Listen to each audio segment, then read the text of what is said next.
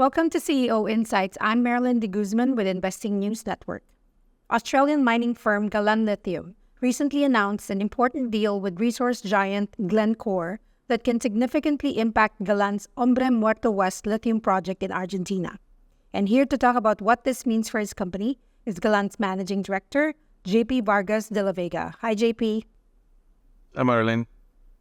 So there's two components with that recent announcement. One is a offtake deal with Glencore and a financing agreement. For our viewers who are not familiar with that announcement, could you provide just a recap of those news releases? Yeah, well, to start, we are an Australian listed company with our flagship project is at the Hombre Muerto salt flat. We are the best salt flat in Argentina. Our neighbors are Bosco, Livent, and Allkem. The last two are going to merge at the end of the year. And what we have done is we have two DFS for phase 1 and 2, and the deal that we've done with Glencore is for DFS 1.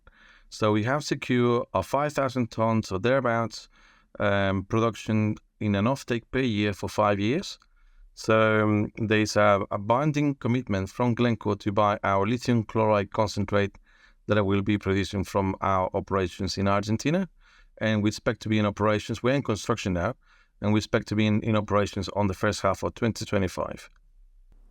Yes, and so the other component with that is the financing agreement. Could you talk a bit more about that as well? Yep. With that, the financing is from a bracket from $70 to $100 million US to fund the Hombre Muertos, the investment for developing this project. To date, we have invest Galan directly more than $20 million ourselves directly. And the investment or the financing solution from Glencore will allow us to pretty much complete all the investment required for phase 1. So, in other words, we are pretty much out there with all the financing requirement to become the new lithium producer at the Lithium Triangle. So let's talk about the offtake agreement for a second. How do you when you're talking to your shareholders, how does this agreement, what does it mean for the future of the project, and how is it increasing shareholder value? Absolutely. Well, there are two components from this. One is the financial side that we explained. We are mostly covered for our capex and potentially fully covered for the capex expenditure required for phase 1. But importantly, this cements Galan's strategy to produce lithium chloride concentrate. Everyone else at the Lithium Triangle is producing or going to be producing lithium carbonate. So the fact that Glencore has partnered with us to buy the chloride concentrate and place it there within Argentina, it's the last leg of the things that we need as a company to fully endorse our strategy, to show that the lithium chloride concentrate strategy is a valid one, that Glencore sees the same value as we see it.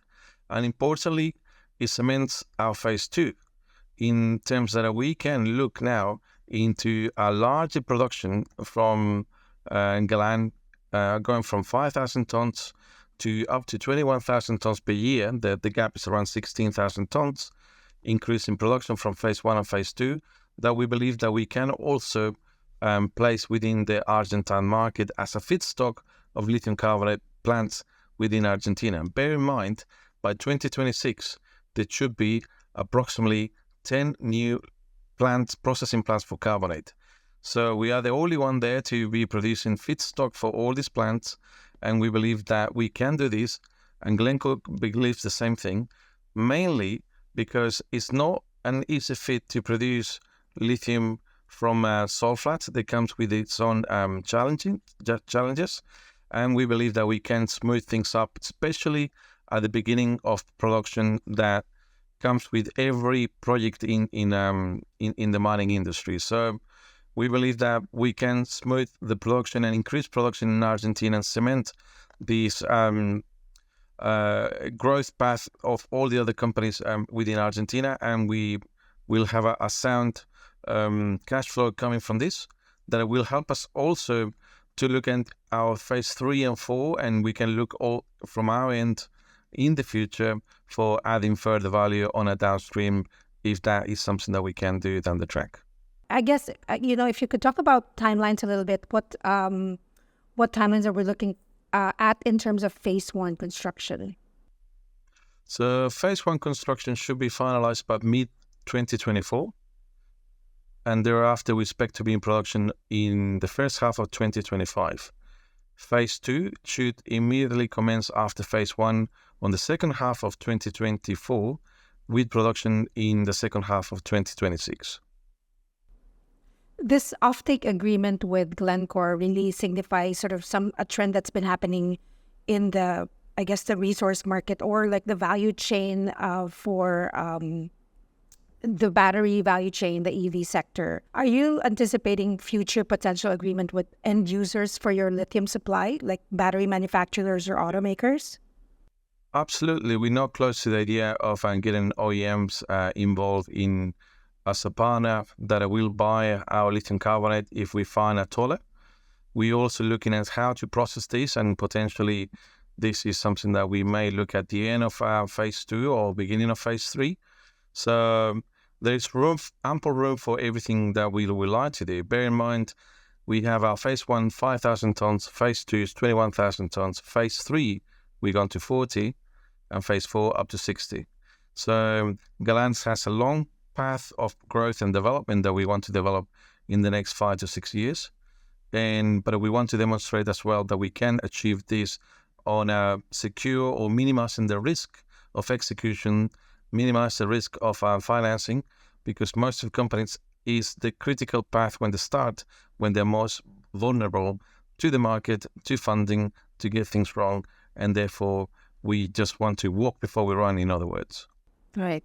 And now as we, are approaching the end of 2023, let's talk about 2024. What plans do you have for the company? What should the investor community expect from the company in 2024?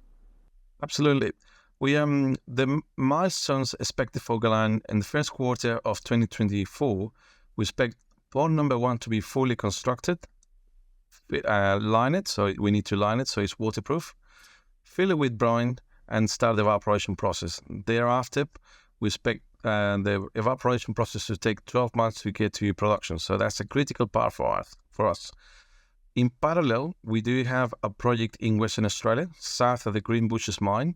The Greenbushes mine is the biggest, highest grade mine in the world, and it's in Western Australia.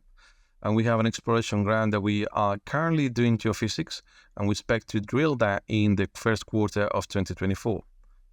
Thereafter, we expect to finalize the construction of phase 1 in Argentina and in mid-2024, and production in the first half of 2025. Results from Greenbushes, just to round this up, it should be expected in Q2 2024. Well, exciting times ahead for the company for sure. Thanks again, JP, for sharing your insights today. Thanks very much, Marianne. And thanks everyone for watching. Join us again next time for another engaging conversation on CEO Insights. If you like this video, make sure you subscribe to our channel and turn on notifications so you don't miss future updates and interviews. See you next time.